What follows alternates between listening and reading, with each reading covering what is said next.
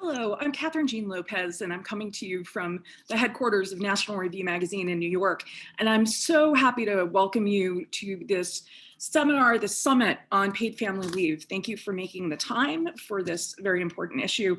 Today, we're going to hear from experts on the issue of paid family leave, who will go through various ways that this is beneficial to families and to the country.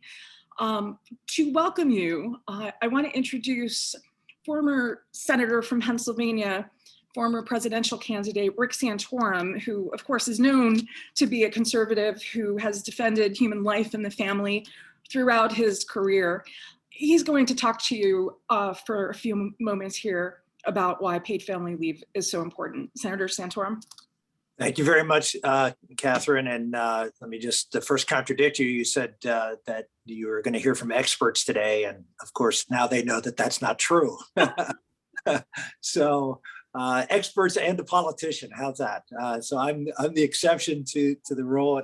But it's great to be here with you. First off, thank you, Kayla, for taking the time to I guess, monitor or host this event and coordinate everybody. And I want to thank all the folks who have taken time, who are in fact experts, who have in fact done the work and study to bolster the arguments on a variety of fronts. Everything from, as we're going to hear from, the economic arguments, the social arguments, the pro-life arguments, the cultural arguments about why this is such an important thing for families and for our country. I got involved in this, and Catherine knows this, that I wrote a book over 15, 16 years ago now called It Takes a Family. And I really made the case at that point that while conservatives have done a great job really since Reagan in making the case for economic conservatism and limited government and why this is the best approach to solve problems in America, we sort of took for granted that the family would always be there and be stable and be that first, if you will, first small business, first home, first school, first hospital, first everything. In a child's life, to be there, to be supportive, that we wouldn't need the government or others to come in and intercede on their behalf.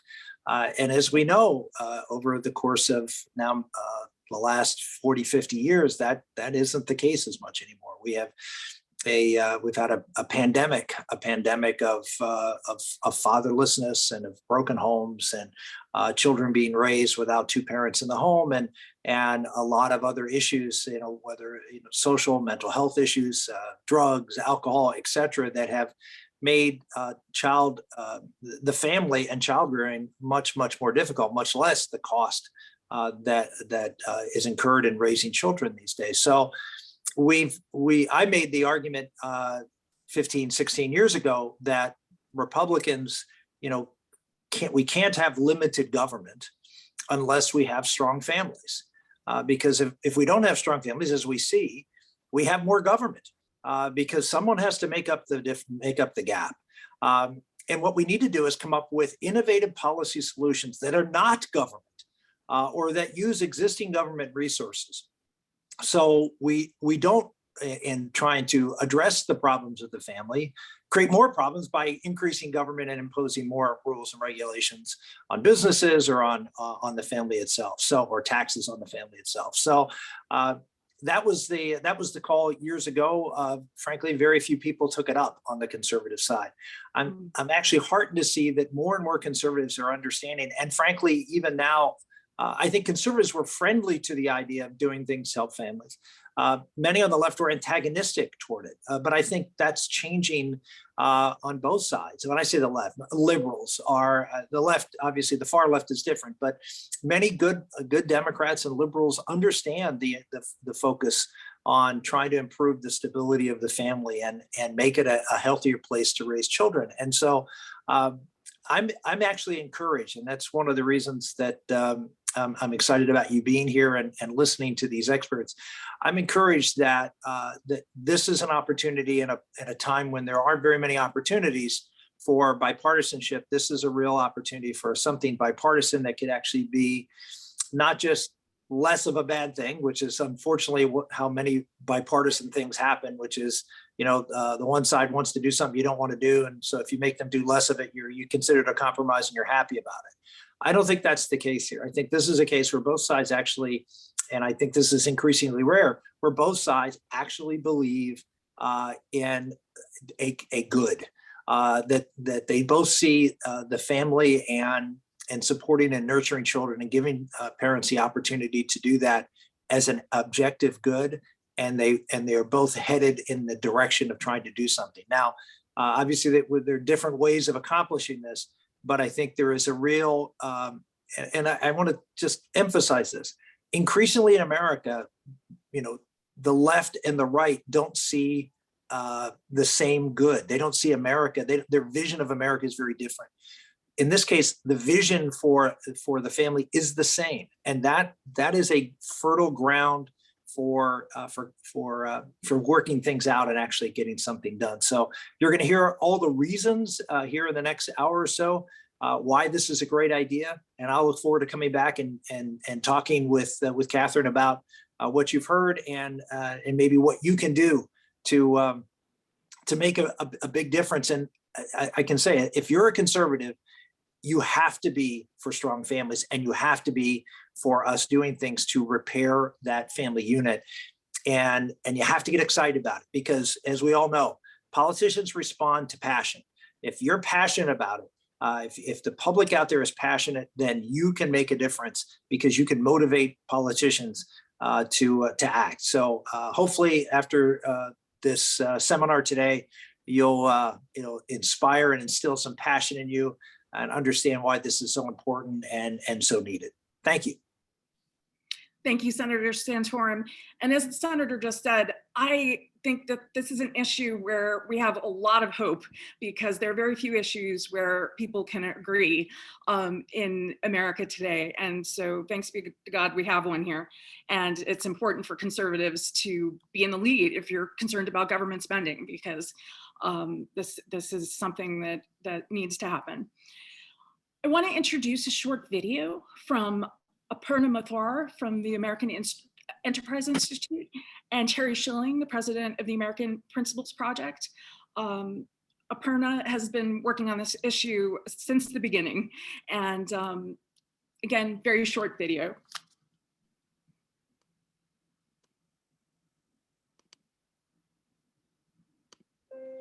Paid family leave fits well with conservative values because it is good for families, good for children, beneficial for employers and employees, and has positive effects on the economy. Paid family leave is good for families. Access to paid leave allows families to make the best decisions for themselves. It gives them that flexibility to balance caregiving needs at home with a productive job in the workplace. Supports family formation and strengthening by bonding parents to their children. Paid leave is good for mothers because it gives them the time that they need to recover from childbirth. About 25% of mothers go back to work within 2 weeks of giving birth. Studies have shown that fathers don't produce the bonding hormone oxytocin until they first see their baby. That's why offering paid family leave and giving fathers the opportunity to spend that crucial first few days with their kids is so important. By allowing fathers to spend that time, it allows them to develop more oxytocin and a better bond with their kids. Paid leave is good for children. Paid leave is great for newborns. 10 weeks of paid maternal leave is associated with a 10% lower infant mortality rate. The incidence of low birth weight among newborns is much lower. Preterm births is much lower. By giving parents paid family leave and allowing fathers to develop a deeper bond with their kids, we have tons of social benefits. Kids are allowed to bond with their families and their fathers in those early days, have higher levels of education, they get better paying jobs, and they also have lower rates of crime. Paid leave benefits employers. Paid leave is good for employers because it allows them to retain a workforce. Paid leave allows employees to remain employed while temporarily absent from the workplace. And the fact that such leave is paid is what makes it feasible. Employees who are able to take that time off from work are able to balance work and family better, and it renews the attachment to the workplace. So if you feel more attached to your employer and to your workspace, you're more likely to come back and work with the employer and have a longer tenure. This reduces worker turnover and the cost of constantly recruiting and training new people, all of which benefits the employer. Paid leave has positive economic effects by reducing the burden on the social safety net.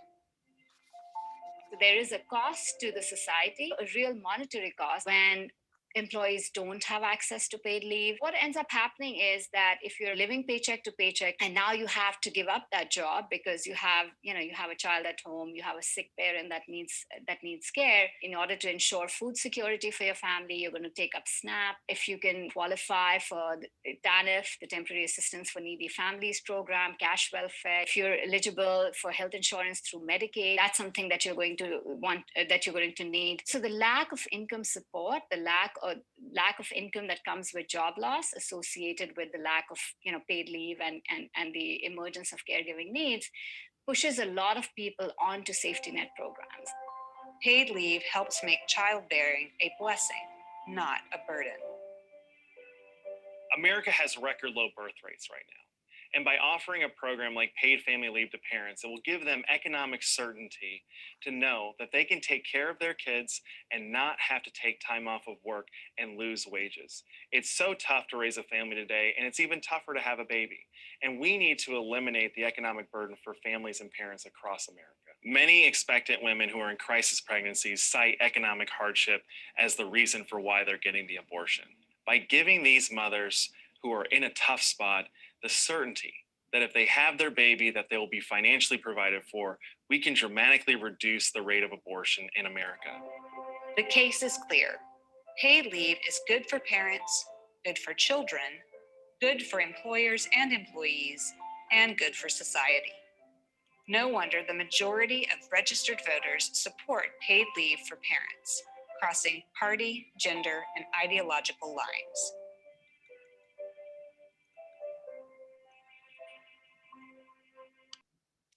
Hello. Just this morning, I watched women go into a Planned Parenthood to have abortions. I watched 3 Black women, young, really girls, come out from their abortions yesterday.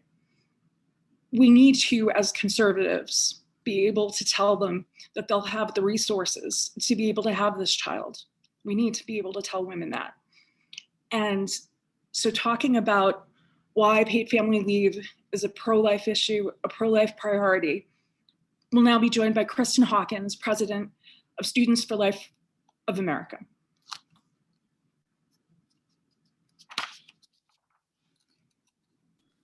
Hi, everyone. I'm Kristen Hawkins, President of Students for Life and Students for Life Action.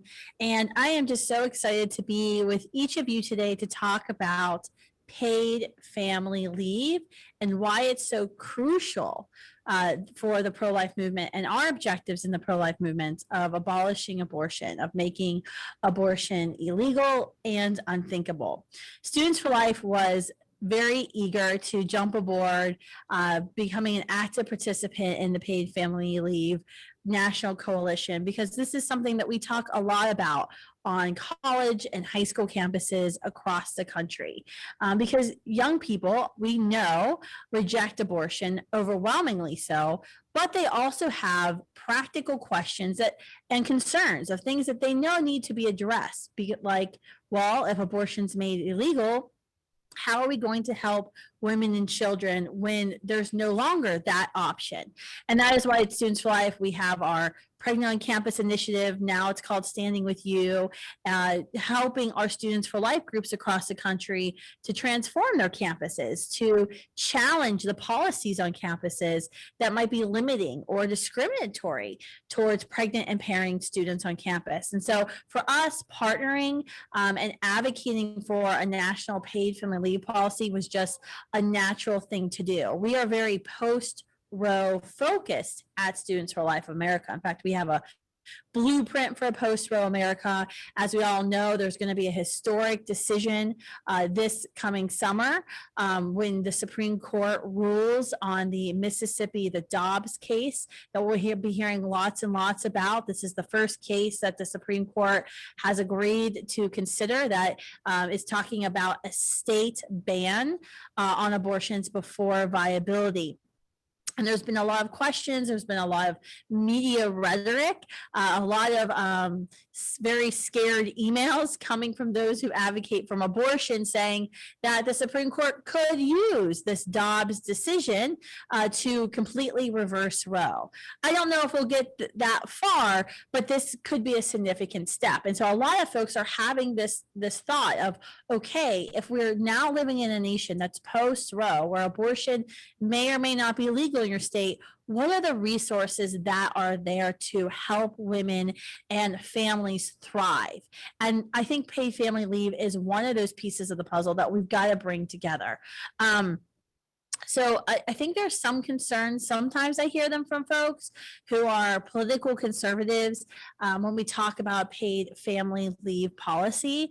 And I think we're going to get into that later on the call with some other speakers. But I just really want to encourage all of us that there is a place to do this in the conservative movement. And there's some very bright folks who've come up with some really innovative policies that will help support mothers and families of young children, as well as adhere to our other moral beliefs of keeping a fiscally responsible budget and spending taxpayer money wisely. Paid family leave is necessary. We know when we look at reasons for why women choose abortion, financial and career concerns are always amongst the top factors for why women feel like they have no other choice but then to choose to abort their child. We know just from our newspaper articles just in the past year, especially with the COVID pandemic, that most Americans, 44% of Americans, according to the last article I read, can't even cover an unexpected $400 emergency. Yet, when you think about an unexpected pregnancy, you start thinking about the cost of daycare. The average cost of daycare is over $11,600 every single year. That's huge. When you have almost a majority of folks can't cover a $400 unexpected emergency cost, and then you think about a woman who becomes pregnant unexpectedly, not planning to become pregnant. Now she is not only going to be paying for diapers and then formula and clothing, but then an additional $12,000 a year.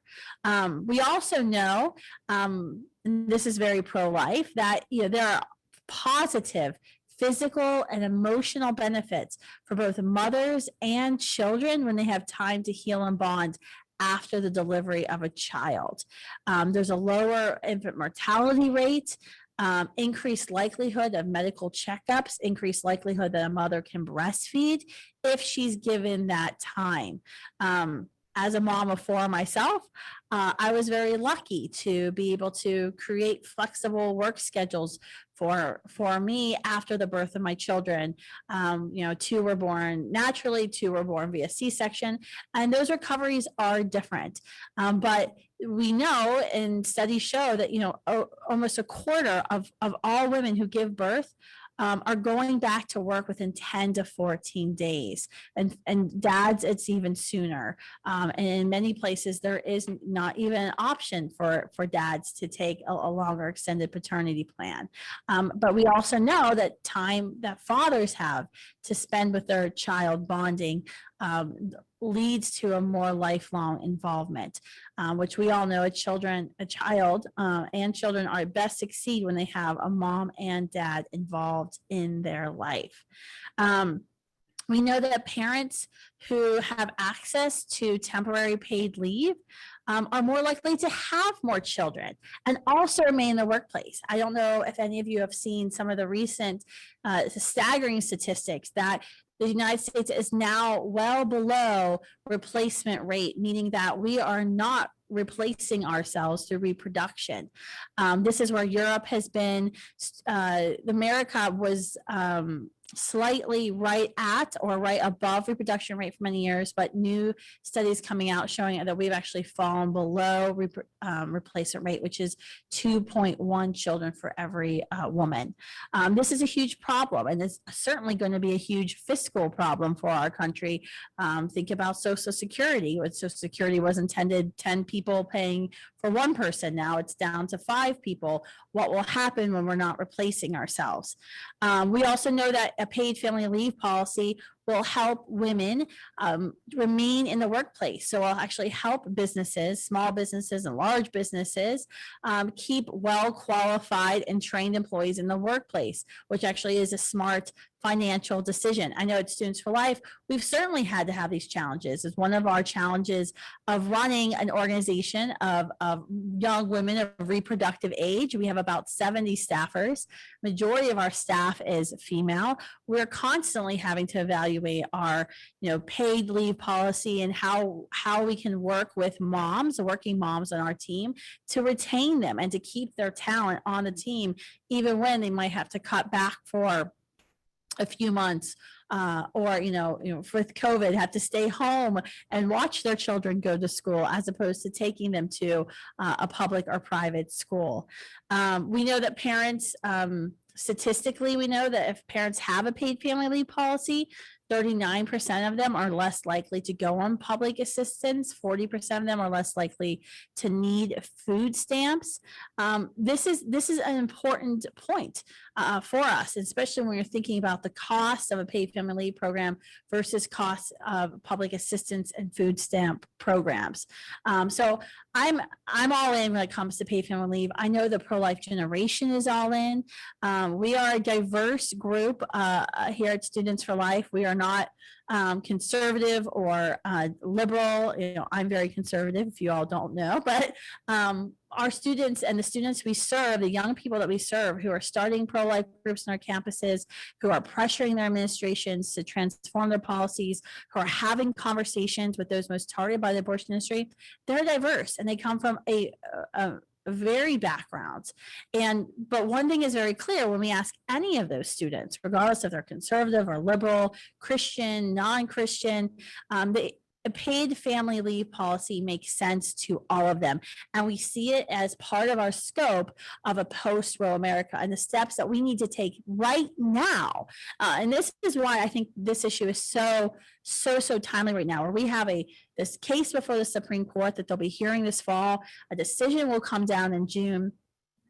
If the decision comes down and the Mississippi case, the Mississippi law is upheld, meaning giving Mississippi the right to uphold and enforce their law, banning abortions at 15 weeks when a child can feel pain into the second trimester, we will see a flurry of states who are rushing to ban abortion outright or to severely restrict abortion. We are going to need in place policies and resources for women who no longer will be able to choose abortion. We have this with Standing With You, Students for Life's initiative. We have a website, comprehensive place women on campuses and states can go to find state and local resources as well as private resources. But this policy would go a long way in educating women, showing women across America that you don't have to choose between the life of your child and your education, your career, that someone's got your back. And this just makes sense, and it can be done in a fiscally responsible way that's actually going to save taxpayers money, and it's just a winning issue. Thank you, Kristen Hawkins, so much for your focus on a post-Roe world. It's not just enough to defund Planned Parenthood and end abortion, though those are necessary. We have to have solutions. Again, why this issue of paid family leave is so important. I now welcome Janet Erickson from the Wheatley Institution and at Brigham Young University, and a writer for the Institute for Family Studies. Wonderful to be here. Thank you, Catherine, and all who care deeply about this effort to strengthen families. In the past decade, there's been unparalleled development in the field of neuroscience including technology that has enabled us to actually observe the synaptic connections and brain structures of an infant develop. It has transformed the field of human development. We can now confirm what we could only theorize about before, that human life, as with all living systems, the beginnings set the stage for every aspect of that life's internal and external functioning.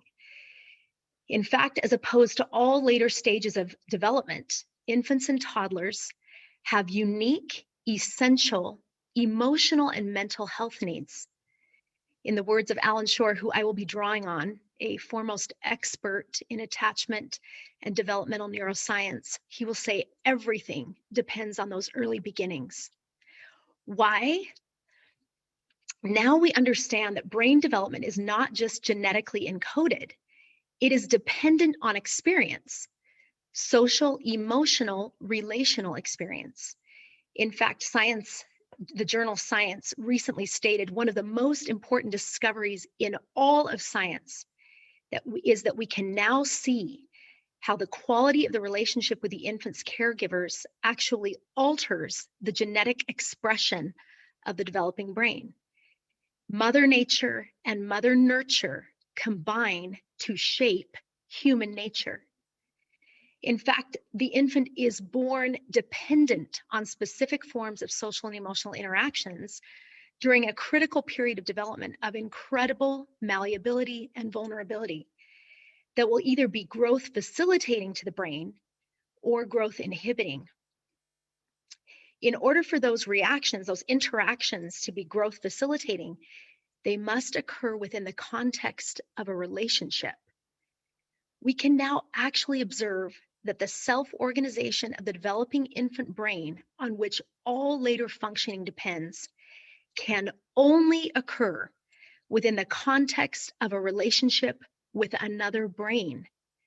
To restate, healthy development of the individual, mind, brain, and body, can only occur within the context of a relationship with another deeply invested mind, brain, and body.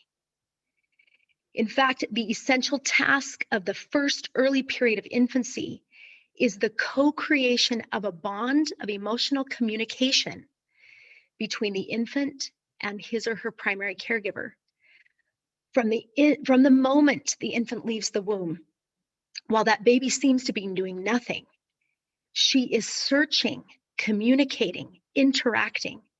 40,000 new synapses formed each second, literally doubling the size of the brain in the first year and a half of life.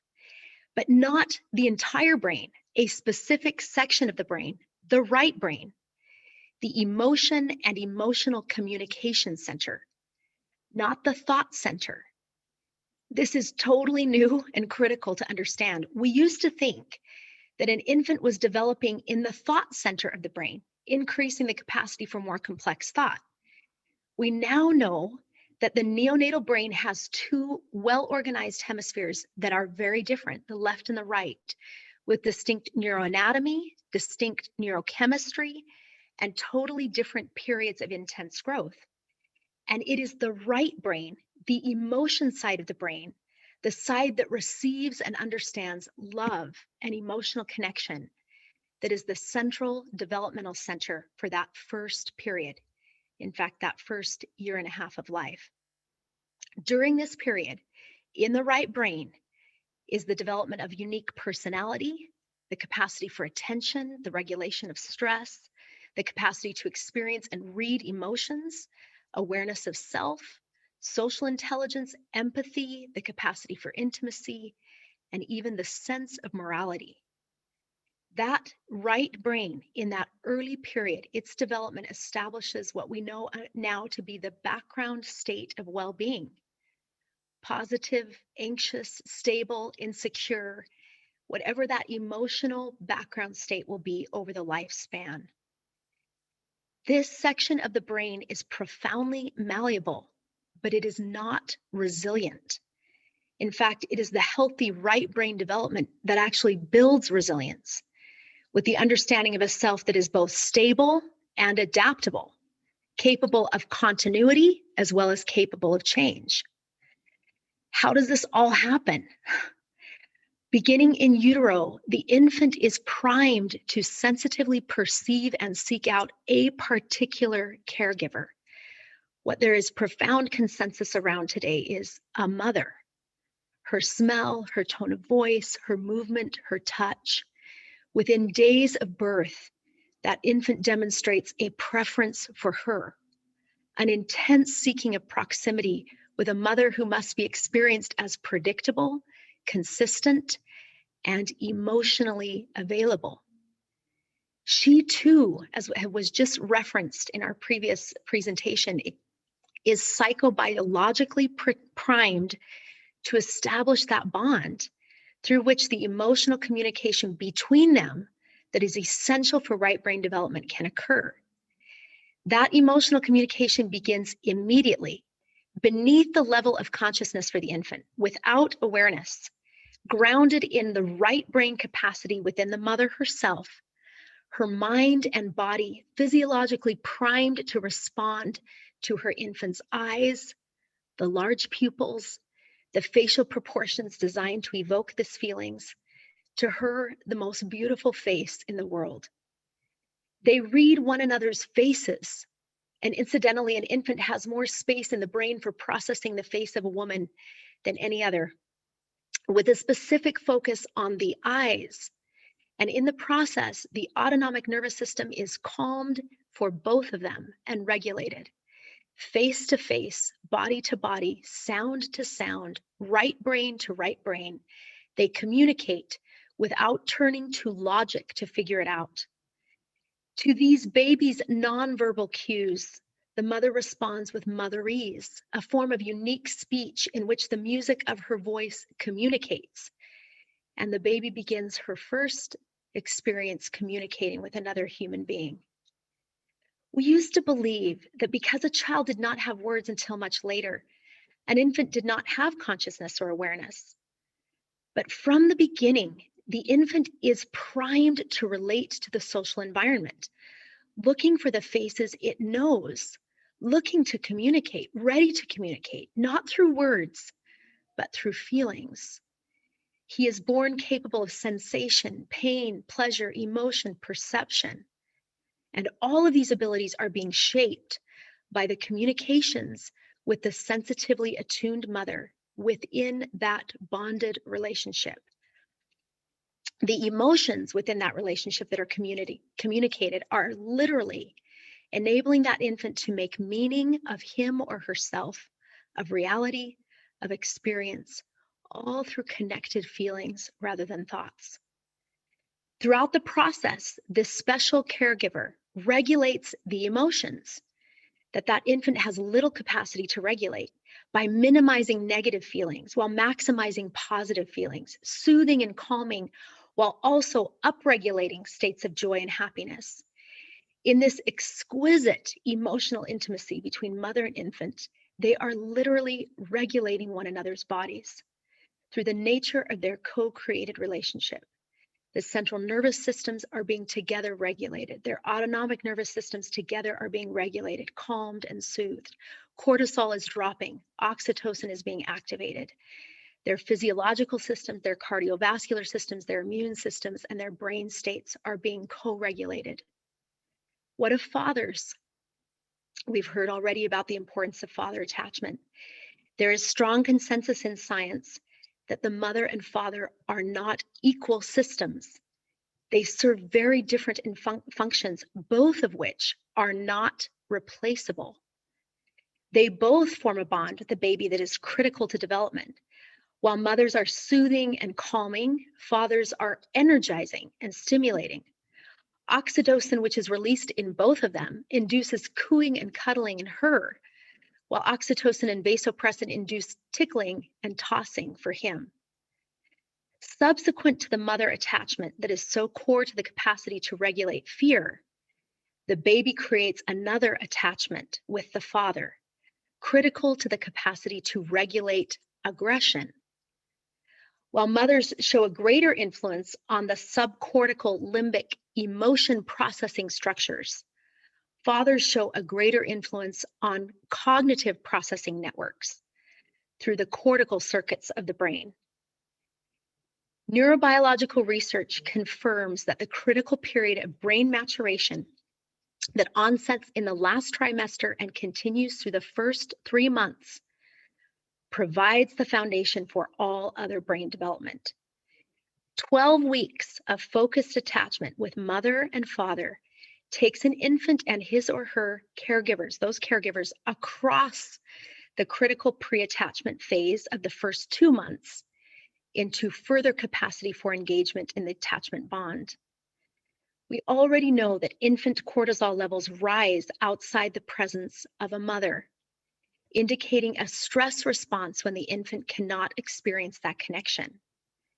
During the first weeks, the capacity for processing sensory information that is so essential for establishing a secure bond is developed. During this period, the experience of dependent maturation of all the interconnections in the brain that allow for the co-regulation processes of attachment develop. That lays the foundation for the possibility of that continued development in that bond. What does this mean for us? All of this neuroscience and developmental, this combination of psychology and neurobiological science together that has really established a very coherent understanding of development.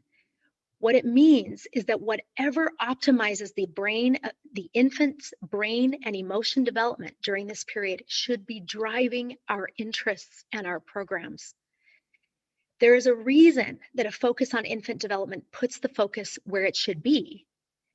As Alan Shore has described powerfully, within these developmental processes are the representations of our futures. These early stages model the potential for our individual and our collective identity. After all, these are the future members of our societies, of our cultures. When and where shall we place our resources so as to optimize the future of human societies? Healthy brain development in the first years is key to overall sustainable development, the core of human capital formation, the capacity to work and provide and create, but also to relate to other human beings. Not getting this early period right is predictive of all we do not want: violent behavior, depression, non-communicable diseases, less productivity, and on and on. One of the most striking findings of the 75-year grant study of the 238 Harvard students was that it was the quality of relationships, especially in early life, with mothers and fathers that was most predictive of a happy and successful life. Those who had warm relationships with mothers in childhood ended up earning an average of $87,000 more per year. Those who had warm relationships with their fathers experienced less anxiety, greater life satisfaction, and healthier relationships. The quality of relationships experienced throughout life mattered so much to the well-being in every dimension of life that the study's lead author, George Valent, concluded after 75 years and $20 million, happiness is love, full stop. That capacity is grounded in that first very early period of an infant's development, that period we are trying to protect through paid leave efforts. Thank you, Janet. That was powerful. Next, we're going to be joined by Abby McCloskey, who is the principal of McCloskey Policy LLC. She works on research pertaining to economic opportunity as it pertains to work, education, taxation, family, and social capital. Thank you, Abby. Thanks so much, Catherine, and it's good to be with all of you today. I want to talk about why paid family leave makes good economic sense, especially in relation to popular conservative objectives for economic policy and for our current economic recovery. So let me bring up a set of slides here, if you don't mind, and we'll get started. All right, here we are. First, I want to start a bit controversially, I suppose, with some of the reasons people, and in particular, some conservatives, say that a paid family leave program would actually hurt the economy. Some have called paid leave a massive new government entitlement, saying it would hurt women's professional advancement, burden businesses with mandates and small businesses in particular, that it would hurt low-income families who will pay for the benefit with higher taxes but not take advantage of the policy. And perhaps in the decade or so I've worked on this issue, the most common argument I hear against paid family leave is that it will arrive in an era of trillion-dollar deficits, and thus it's simply unaffordable. By the end of our talk, I want you to have the resources and knowledge to know the economic impact of a public paid leave program and which of these arguments hold water and which don't. And as a spoiler alert, here's the bottom line, that the negative effects I just mentioned are absolutely a concern for a widespread paid leave policy, but they can largely be mitigated by the structure of a program. And the evidence suggests that a modest public paid family leave program, properly structured, would deliver significant economic benefits, both at the family level that we've been discussing so far and also for the broader economy. So let's dig into this a bit more. I want to talk about 4 conservative economic objectives and the impact of paid family leave on each of them. First, economic growth. One of the primary conservative objectives for nearly any domestic policy is to increase economic growth. And one of the primary levers for increasing growth is increasing the labor supply or creating more opportunities for people to work. Paid family leave boosts wages and labor force participation for women in particular, and as such, it's an important policy for improving economic growth. A study of California's public paid leave program found that the weekly work hours and wages of new mothers rose by 10 to 17% after the implementation of their statewide public paid family leave program. And this is because, as Aparna outlined in the video, parents can stay connected to their jobs while taking the necessary time off to care for their infants, rather than quitting their jobs entirely. And we'll talk more about that in a minute. But you can imagine the positive economic benefits of making it easier for all parents in all 50 states to stay connected to work while raising a family. Some economists have estimated that nearly 30% of the decline in women's labor force participation in America relative to our other OECD peers can be explained by the lack of family-friendly policies, such as paid leave. According to studies from McKinsey, the World Economic Forum, and our Federal Reserve, paid leave and other family-friendly policies would help increase work and grow the economy by trillions of dollars. And this is particularly important in our economic recovery, as it is in the future when economic growth is expected to slow down as our labor force participation, or as our labor force ages. And so when critics talk about paid leave hurting women's professional advancement, or resulting in discrimination of hiring, or that fewer women overseas reach the managerial heights that some women here do in America, they're mostly talking about taking periods of leave a year or more per child, which is a norm in Europe and certainly beyond the scope of anything we're talking about today. There's little evidence of compromised promotion, discrimination, or reduced hiring of women with short periods of paid family leave. Again, shorter periods of leave are associated with increased wages and work for new mothers in particular, which is positive for women's professional advancement and thus for economic growth.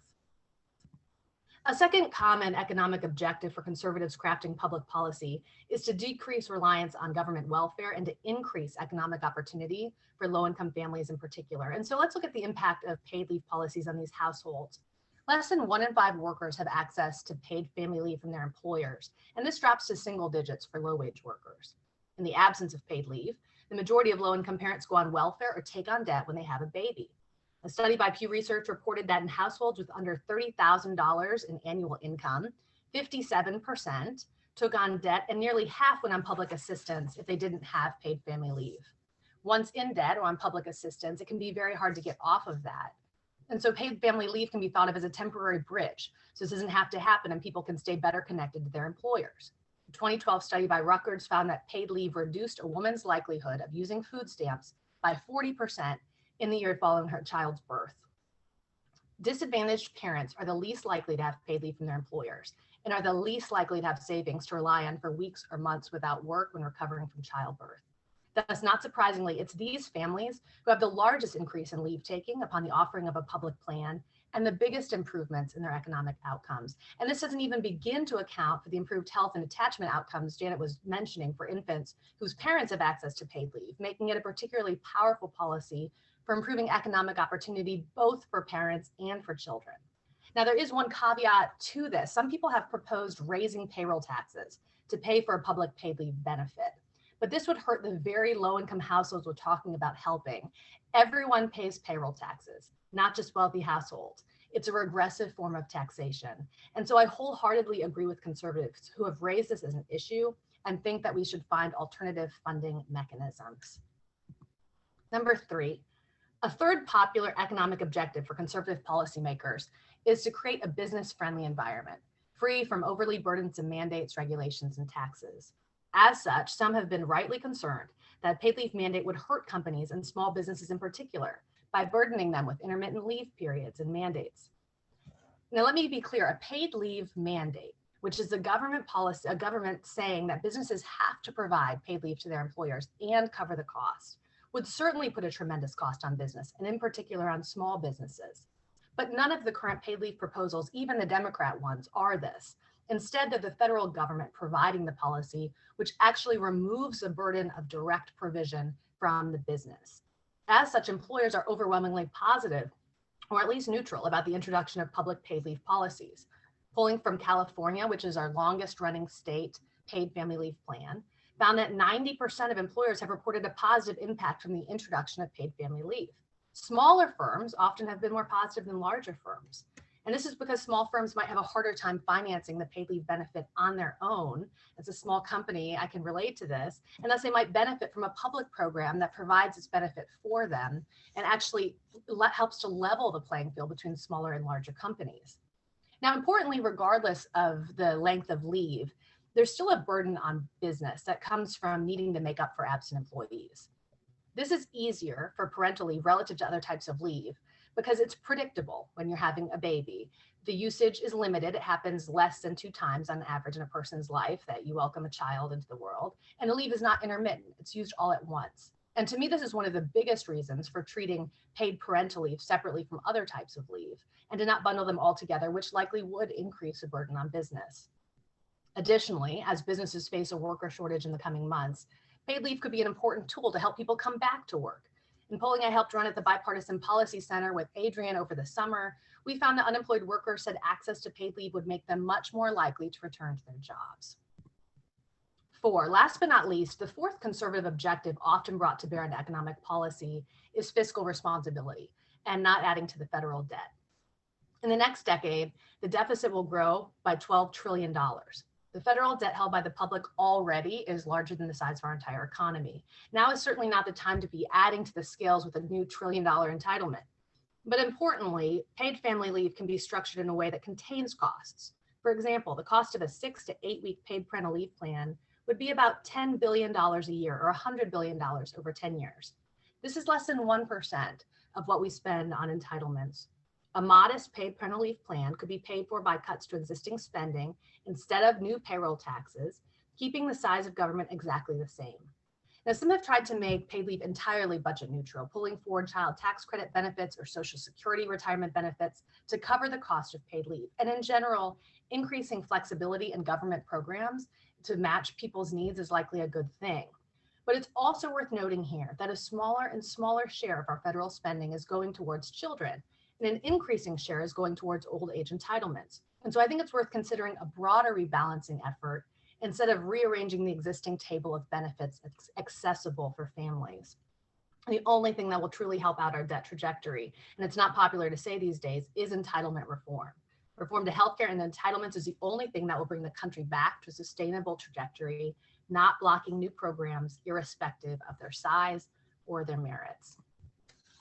And so putting it all together, Republicans can put forward a paid parental leave plan that helps to grow the economy, reduce welfare dependency, increase work, without overly burdening businesses, and in many cases, even helping them, and without overwhelming the federal budget. There's broad support for paid leave reform, including among conservatives. Surveys find roughly 83% of Americans, including nearly all Democrats and 3/4 of Republicans, support paid parental leave in particular. My own recommendation is that policymakers start with something similar to what was proposed by the bipartisan AI Brookings Working Group on paid leave, which I was part of.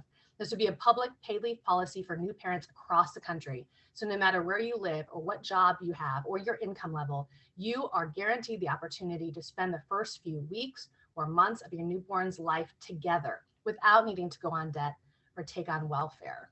And as I exit out of my slides here, I want to do one more thought here before we close.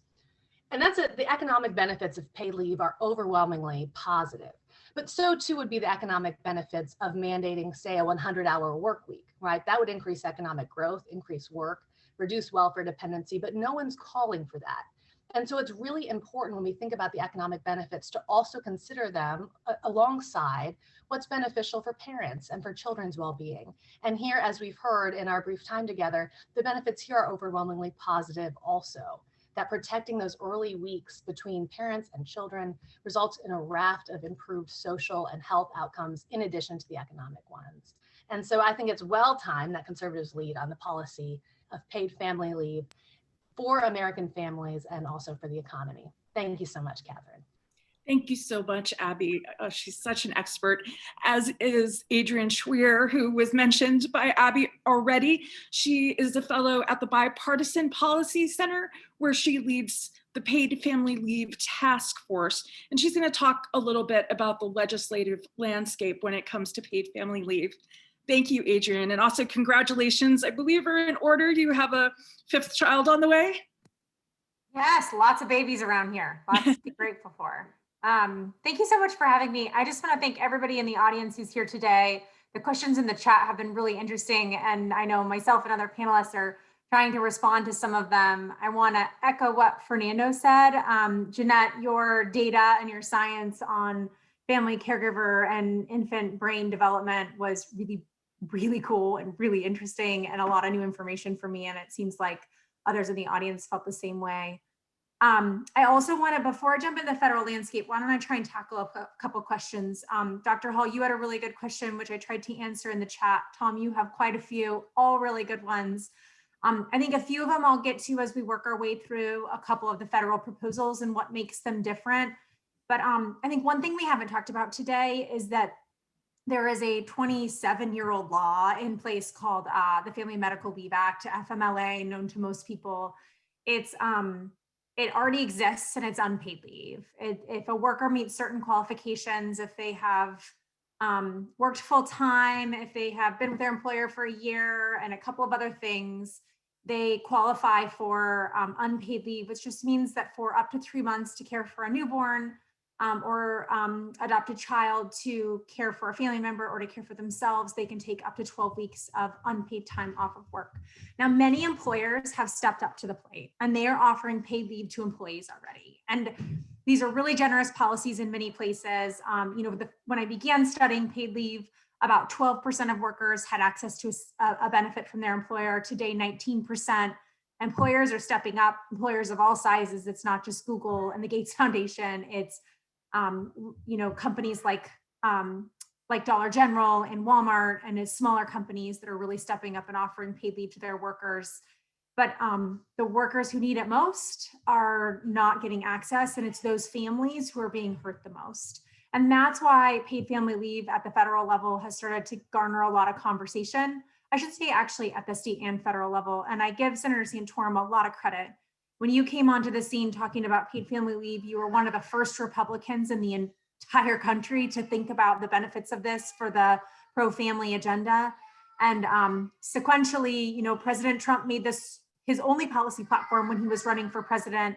And a lot of Republicans have stepped up with really good policy ideas. Senator Deb Fischer of Nebraska got one enacted into law, a 25% tax credit for employers to start offering paid family leave.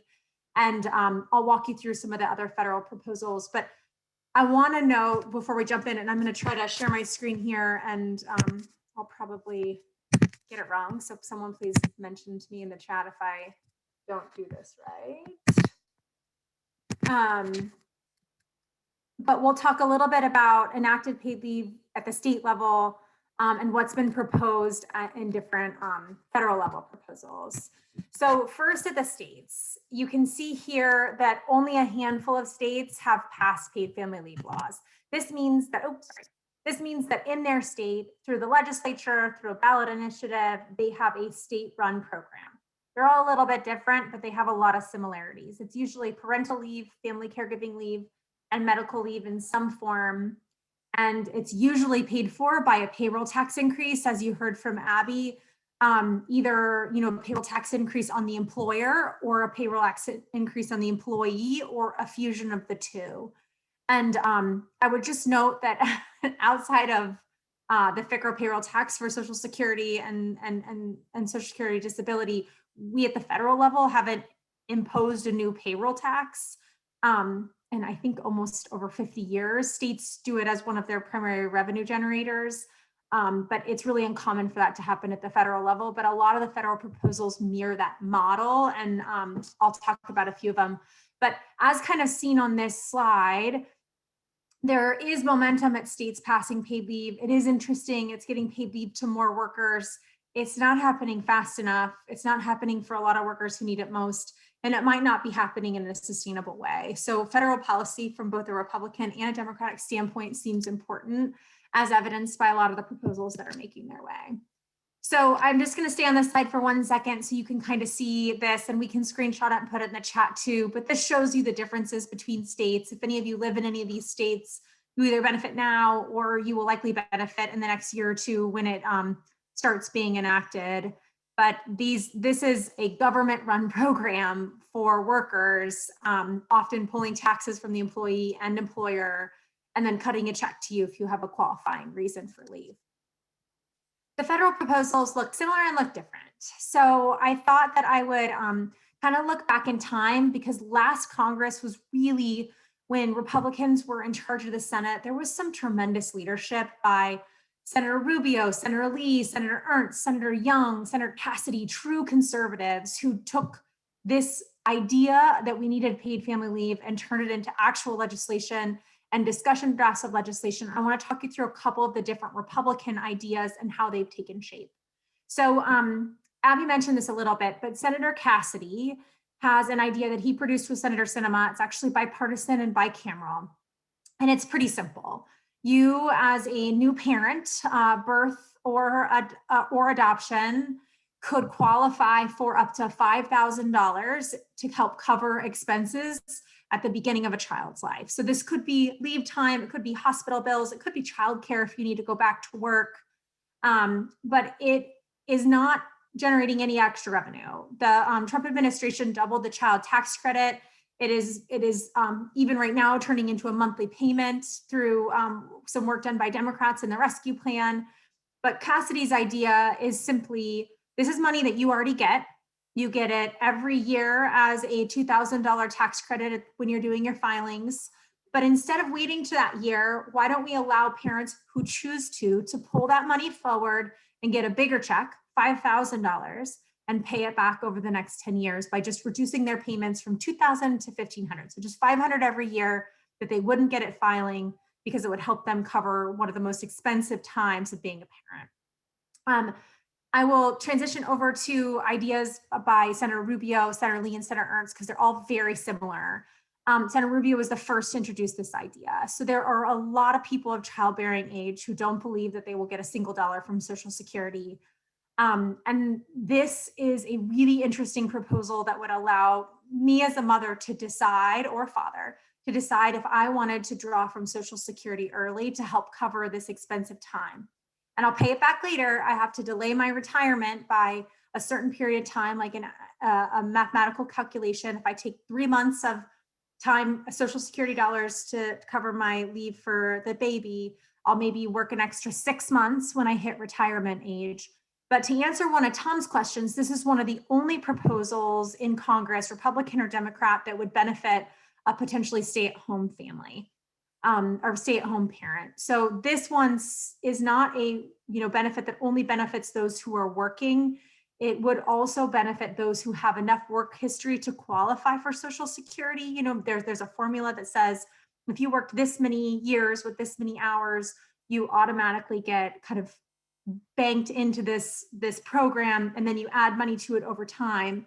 And this would allow for a stay-at-home mom or a stay-at-home dad to get an equal benefit to their partner, which really helps. And I will go back to another question someone asked about dads. Every single paid leave proposal, Republican or Democrat, offers benefits both moms and dads. And as the science kind of shown by Jeanette and talked about by Aparna earlier on, it's really true. You know, a dad might not have the physical recovery that a mom has after giving birth, but their involvement in a newborn's life is so essential to the outcomes of that child and the outcomes of that family. I think I'll just reiterate my favorite statistic, which is that when a dad is present for the birth of his child, his body releases oxytocin, which makes him fall more in love with that baby and more in love with his partner, and likely creates a stronger family bond for the long term. And when, as Senator Santorum has talked about for a long time, when a dad is present in a child's life, that child outcome increases, the potential for that outcome increases exponentially. That child has better educational outcomes, development outcomes, less criminal outcomes. I mean, it's just a beautiful thing when a dad is involved. And that dad doesn't have to be, there are none of these proposals say that dad has to live with the mom. I think the reality of the world today, unfortunately, is that a lot of children are brought into single parent homes, and it's our job to create policies that inspire those homes to unite and stay together, and those family units to stay together. And all the policy proposals really bring that forward. So I hope I'm answering some of your questions. I'll try to get to more of them. But the only difference between the New Parents Act and the Cradle Act is that Senator Rubio gives parents flexibility. If you want to, just like Senator Cassidy's, if you want to return to work and still get your benefit, you can. It's like extra dollars on top.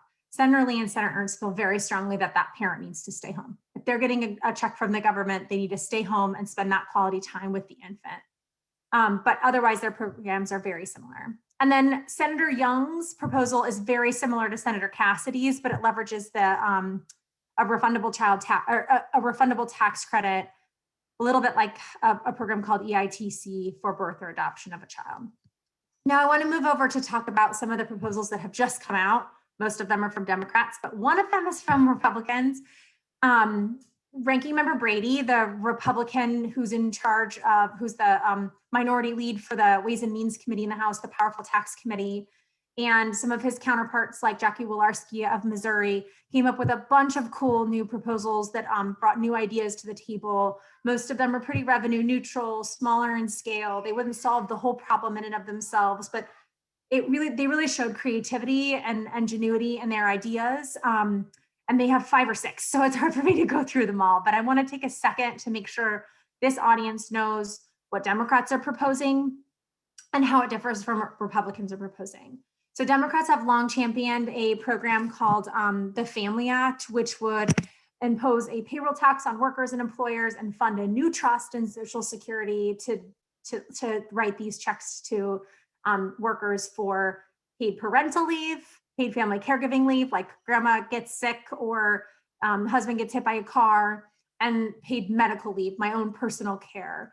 And then the president and Richie Neal, Ranking Member Brady's counterpart, who's in charge of the Powerful Ways and Means Committee, have both come out with kind of new ideas.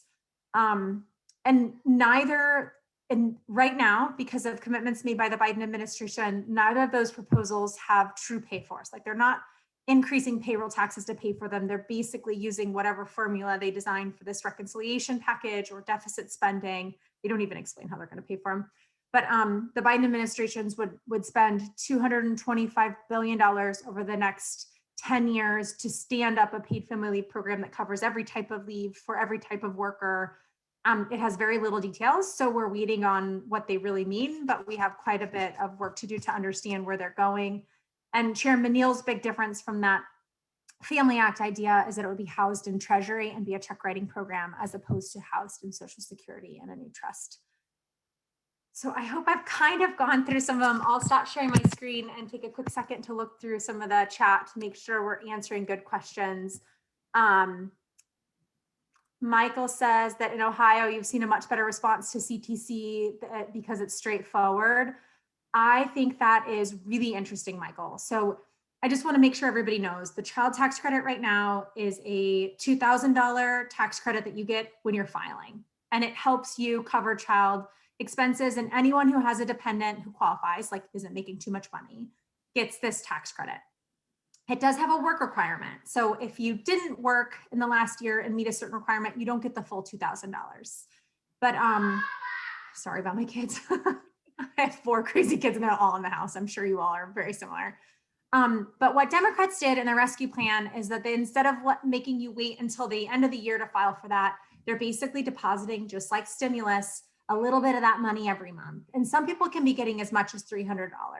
And one thing we learned from stimulus use of money is that Americans are pretty responsible. I mean, most people didn't go out and buy a car. They paid off their debt, they paid their mortgage, they paid their rent, they helped cover child expenses. Like, when people are given resources, they can be very responsible with it. And they don't need someone harping over them saying only this type of formula and these types of diapers can be paid for, you know? So it'll be really interesting to see if Americans embrace the child tax credit as a monthly benefit. It's new, it is temporary, so those checks are not going to be coming again in the years to come unless Congress comes together. But I think this is a really interesting concept because what Senator Cassidy had designed would basically be very similar. It would just allow you to pull a few more dollars for the most expensive part of that child's life and help you cover down. I will stop there because I think my time is about up, but I look forward to answering additional questions, and I want to thank the audience for being so engaged. It's been great. Thank you so much, Adrienne. And as Adrienne was noting, we have had some questions in the chat box. We are going to take some of those questions if you have additional ones. So just please feel free to put them in the chat box after, we'll take them after our next speaker, who is Nadine Menza, who is the president of Patriot Voices. She's also the chair of the U.S. Commission on International Religious Freedom. So it's actually a rare honor to have you in the United States, Nadine. Thank you for giving us the time. Of course, thank you so much to all of you for coming. As you can tell from all of the speakers, we're all very passionate about this issue. And it's been a really exciting couple of years watching support grow for this. But so many of us in the very beginning, when we were talking about paid family leave, from a conservative standpoint, when we mentioned the word paid family leave to people, literally it was the first conversation some folks on the right had ever really had about the idea of Republicans supporting a policy. So it's been really exciting to go from no one having said the words, it's not something we think about, to leading the way for how to do this for families. But so what we have found is that so many of these issues that you're hearing today, others have never heard. And I've been with members of Congress and their senior staff where we talk about these issues, and they're really just blown away that this is something that is completely new to them. And so I just sent a link, but I'm also going to be sharing my screen. But I want to show you this paid family leave toolkit that I'm just going to pull up in a minute. But I want to show you, I had it printed and bound. And this is just a way of sharing some of these facts that you have been hearing.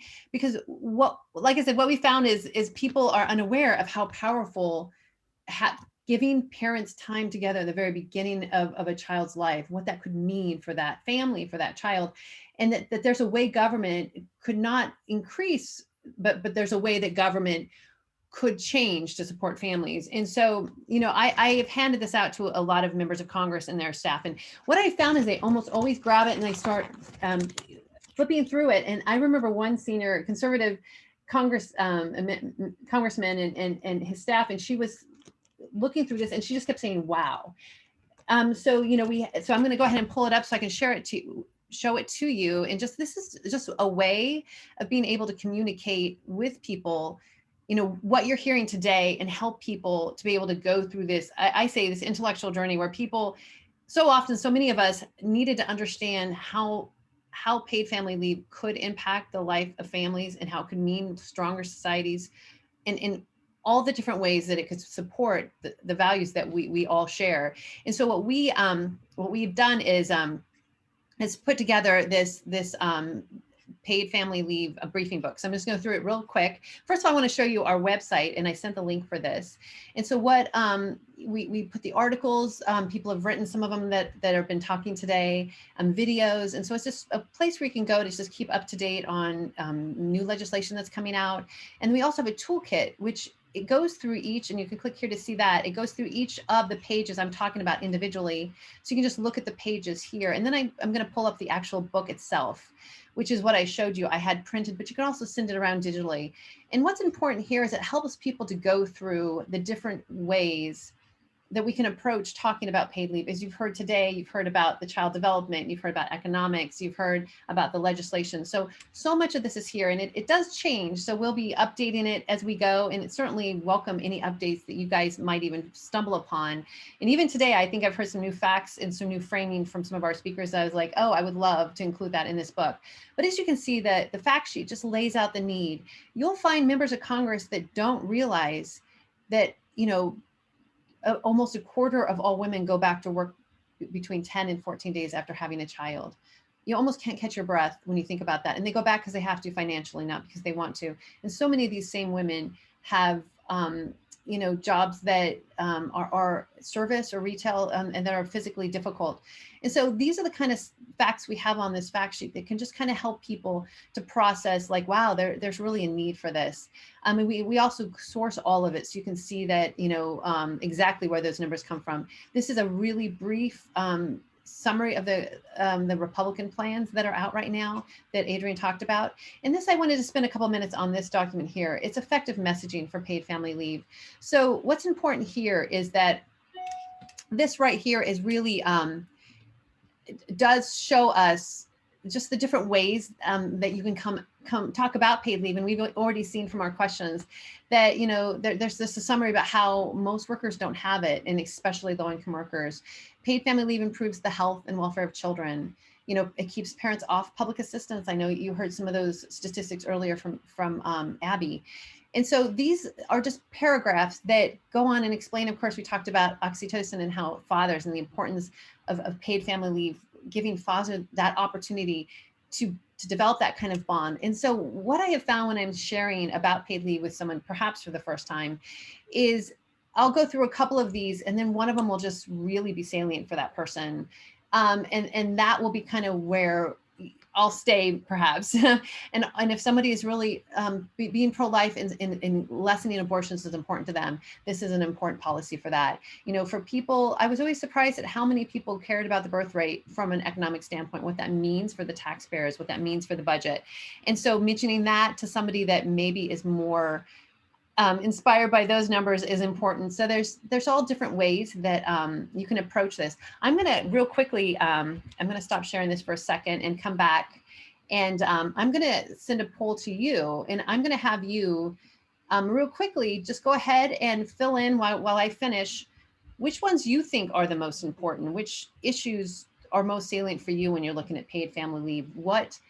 What is it about this issue that you think is the most important? And we'll just take a look and see what our thoughts, our collective thoughts are.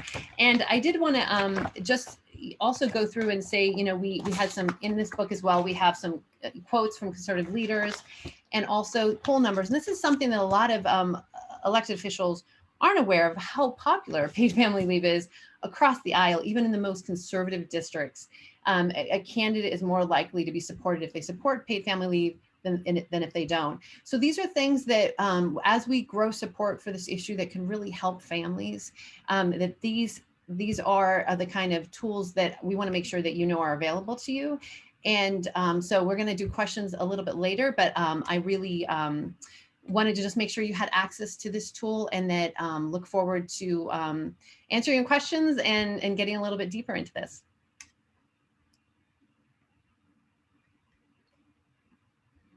And I see we have the polls, so continue to answer the polls until we get more. I think we have about half of you have voted, and then during the Q&A, we'll go ahead and share it back with all of you. So I think that Catherine is going to jump back in and join. There she is. Thank you so much, Nadine.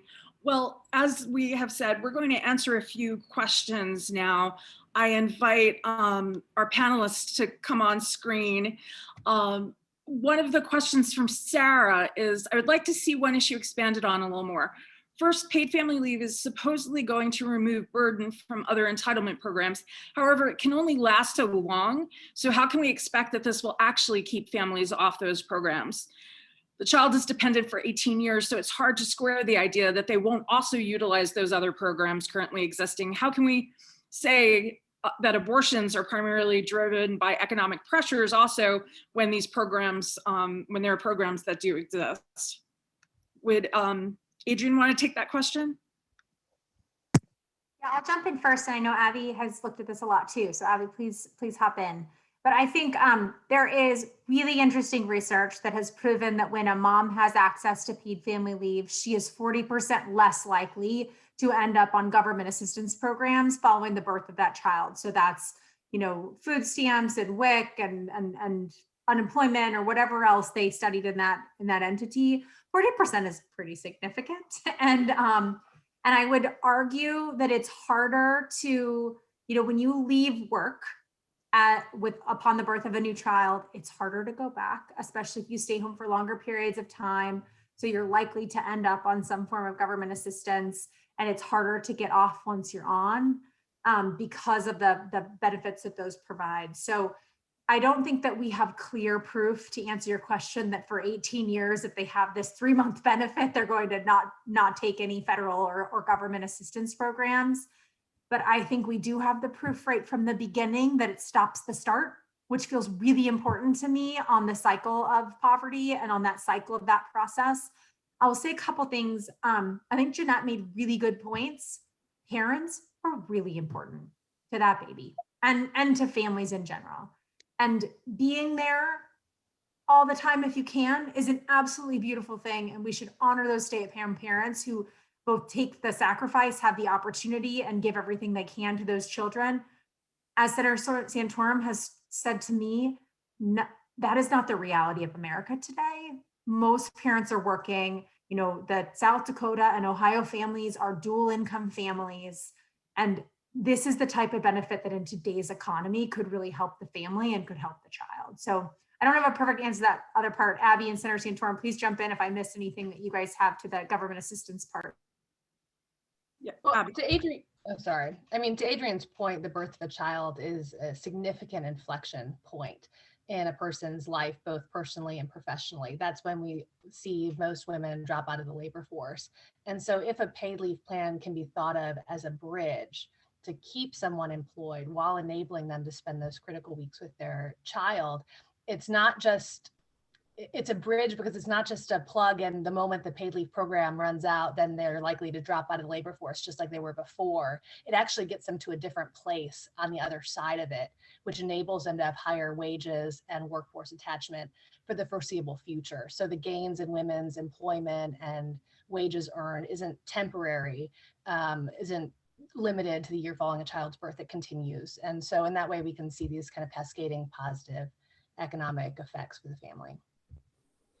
Senator Santorum, did you want to add anything? Well, yeah, I mean, just taking off of Jeanette's research that she showed, if you start a family on a more positive trajectory from the start, the less likely that family is going to, run into government programs into the future. So, I mean, Jeanette's, very, very compelling presentation really shows that this is and as Abby just said, an inflection point, not just the birth of a child, obviously a huge inflection point, but giving that child the proper, and the family, the father, the mother, the connection and the bond and the better mental, physical, other types of health outcomes for child and parents at the very beginning is going to lead to a more positive trajectory. That means probably less government benefits. Now, Jeanette, you can, if you have any evidence of that, you have evidence of a lot of other things. You might have evidence of that too, but if you have any comment on that, feel free to jump in. Yeah, thank you so much. I think what a policy like that communicates is that really is the most important thing as a society. And that's just the truth. And whether or not it resolves all of the other issues, right? It lays a foundation, communicates a foundation that we care deeply about that early period, and that families need to be together. And that's true for the long term. That is what matters. Productivity and success and happiness and well-being is really grounded in the emotional strength and resilience of that baby, which can only happen in those close relationships in terms of effectiveness, right? That's where the most effective place for that to happen is.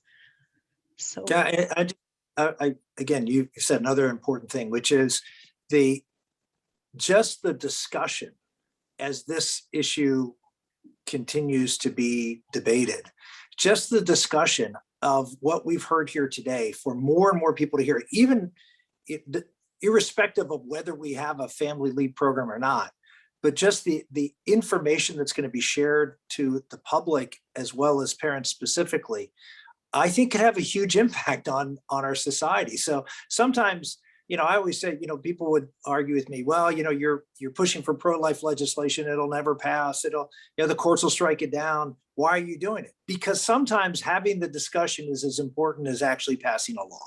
And I would argue that what you heard today is a good example of that. I don't know how you can come away from this webinar and not have been changed in some fashion. I mean, I obviously was pretty committed beforehand, but I'm even more feel more compelled to go out and push this issue just to have the discussion. And I think that's an important thing for all of you to have the discussion. Bring it up at the family table or at church or at civic meetings or wherever else you are at work. And say, hey, memo to file, memo to family, memo to the HR department. Here's what I heard. Here's what I found out. This kind of dialogue and debate within our country cannot do anything but be a positive impact. So we have less than 10 minutes left.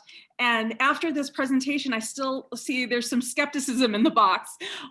Someone worried that, that we're making some of the same arguments Democrats use to promote more government programs and spending, including government preschool. Abby, do you have thoughts about that? I would say that even the most conservative conservatives, when you think of what is the purpose of having a government, the purpose of a government, in addition to defense, is to provide some level of safety net. And whether you're in the Hayekian school or Milton Friedman or any of Adam Smith, any of these famous economists would support a basic safety net. And I can think of truly no more essential component of a safety net than for an infant who cannot care for themselves, who has no voting power, who has no resources, to be guaranteed that time spent with a mom and a dad in their first weeks of life. That is a fundamental component of the safety net and should not be a problem, even for the most conservative economic voter. I'll leave it to Abby to take the high road erudite response to that question. I'm going to take a much more pedestrian look at it. The reality is, having been in politics now for better than, well, almost over 30 years now, and seeing how these dynamics work, there is a need out there in society that everybody recognizes. You've seen the polling numbers. Just looking at birth rates, looking at family formation, looking at father. Look, the family is in trouble. I mean, anybody can look at it and say, "Oh, the family's not in trouble," or "Society's not in trouble because the family is disintegrating." And we now have folks on the active far left of the spectrum, like Black Lives Matter, who are actually promoting the breakdown, that family formation isn't important. But that's not where America is. America wants something done about this. And so here's your options. Sit back and do nothing, as conservatives have done in healthcare and for benefits to the elderly, et cetera. We've sat back and did nothing. We proposed nothing or proposed almost insignificant programs. And guess what happens? I always say, you look at the pressure. The pressure builds up in the kettle, and eventually the lid blows off, and we get Obamacare, or we get other types of government programs that are terrible, that don't work. And then what do? We scramble and try to fix them. And we try to spend basically the same amount of money that they've now enormously spent and try to do it more efficiently. This is crazy. We cannot just sit back and say no when the public is saying yes. We have to have a response. We have to be able to look at this problem, identify the problem, sympathize with the American public of the reality of this problem, and come up with conservative proposals. This is what you can see, it gets me a little agitated here. It drives me crazy that conservatives think that nothing is a response. Nothing is not a response. Nothing is, or spend less, which is the worst response that I hear from my moderate friends within the conservative movement, or the moderate movement, if you will. Well, we'll just spend less on what the Democrats want to do. No, because their ideas, in my opinion, aren't the far left ideas aren't workable. What we have is the opportunity, and this is the beauty of this, we actually have some consensus being formed here. This is not seen as a partisan issue. We have some opportunity to really build a consensus here and educate the public in the meantime. And I just don't think we should pass up on that opportunity because, well, we don't want government involved. Government is involved right now, and it's going to continue to be involved. And the question is how, and that's what we're working on. Right. There, I got some cheering over my text messages for what you just said, Senator Santorum. So you definitely have some people convinced. Nadine, do you want to comment on the poll? You're muted. There you go.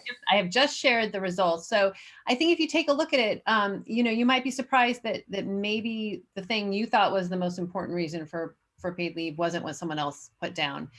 So what I have found is it really, I think that strengthens families, making for a stronger society. I mean, hopefully that's the number one for all of us, and really the reason we're talking about this. But sometimes when you're talking about paid leave with other folks and you're explaining it to them, like I said, you're going to see different interests based on just how individual we all are. And the good news about having those first few weeks, few months together as a family has so many benefits that there's really a lot of ways that we could talk about it with people. And so as you can see, kind of the orders, it's interesting, the health and welfare of a child would be next, which again, I think is super important. And so you can take a look at the results, and I think it speaks a lot, just the diversity of this issue.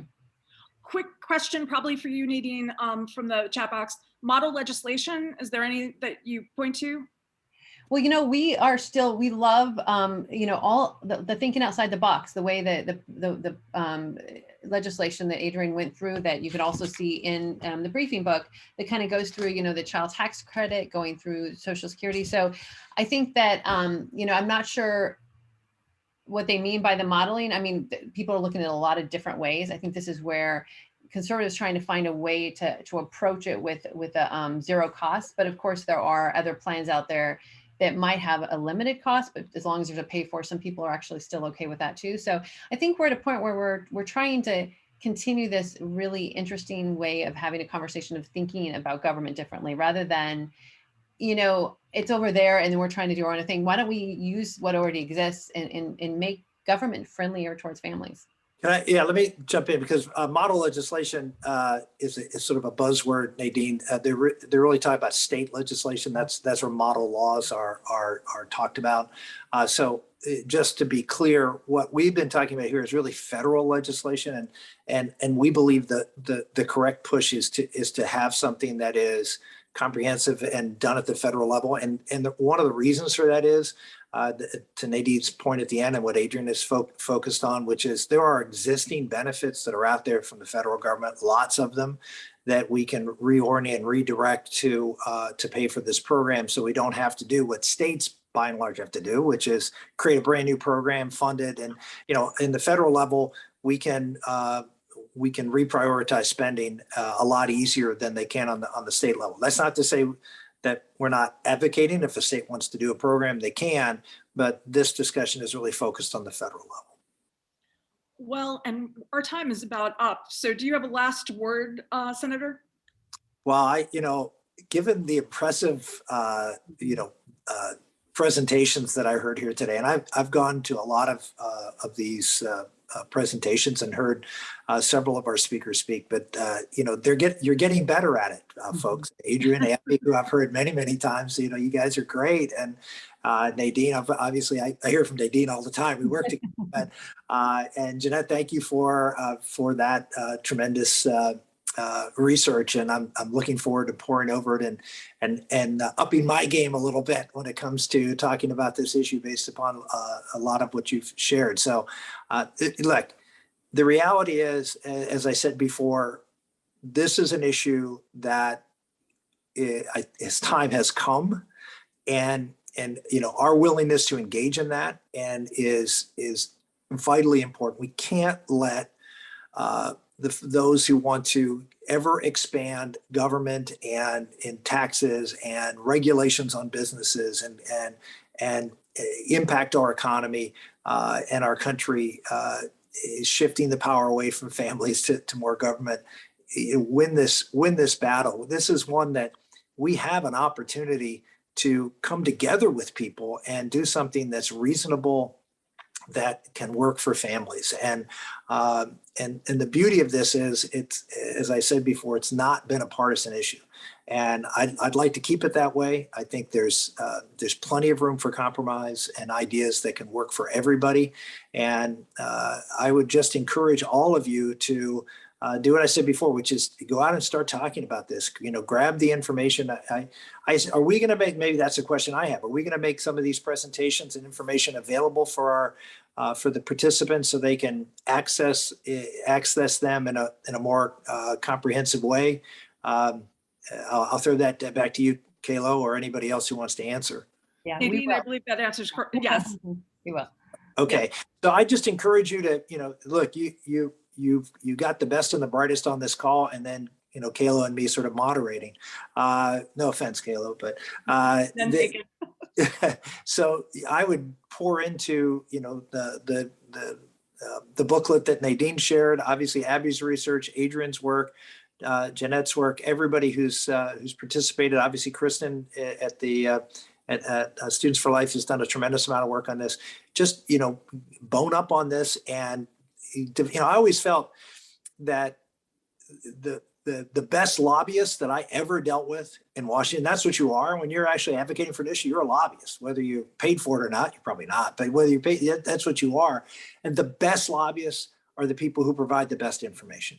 Because if you can provide the best information, if you can actually say something to an elected official that they didn't know and that it has an impact on their worldview, you're going to make a difference in this debate. And so get in front of friends, family, church, etc., and present this issue. Get comfortable with it. Get comfortable with sharing that information, and then take it up to the next levels, to your to state, local, and federal officials, to talk about how important this is. So that's what I would argue, that get informed, practice your presentation, listen to how other people present, and then sort of ramp it up and take it to the House. And I just have to echo what Senator Santorum just said. I've been part of many of these presentations on paid family leave. Jeanette, in a particular way, your presentation really highlights the cruelty of that fact that so many moms have to go back to work 12 to 14 days after they give birth. And of course, the importance of fathers being there at the beginning as well. So with that, thank you to all our speakers. Thank you to everyone who participated by listening, making the time, asking questions, and we look forward to having more conversations like this and really leading for families. Thank you for your time. God bless.